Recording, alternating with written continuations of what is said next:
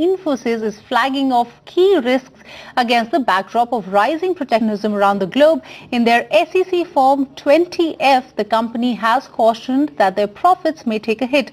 Chandra Shrikant is joining in live from Bengaluru for more details on this one. Chandra, just few days ahead of that AGM, what should investors brace for?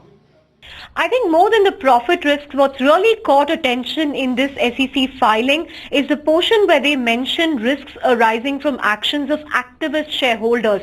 Now, they've stopped short of naming who the activist shareholders are, but they said that responding to their actions might take away management bandwidth, distract them, and it could also come in the way of executing Infy strategy. Now, though they haven't named anyone, they've also said this is not a reference to the promoter. The inference is obviously different because remember, this is coming in the backdrop of friction, of tension between the promoters and the board and management of Infosys. So if the reference of activist shareholders a dig at the founders, that's something that they don't want to get into, but that is being widely interpreted by the market, by observers of Infosys.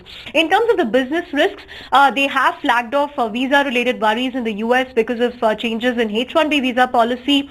They've also spoken about how there could be risks to profits going forward because of increasing investment in on-site development centers.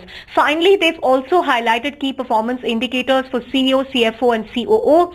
So Vishal Sikka will be judged based on his ability to grow revenues, margins, revenue per employee. For CFO, it's going to be based on capital allocation, return on capital M&A, and for COO, it's going to be based on cost optimization and succession planning. So those are some of the key highlights coming as far as Infosys SEC filing is concerned.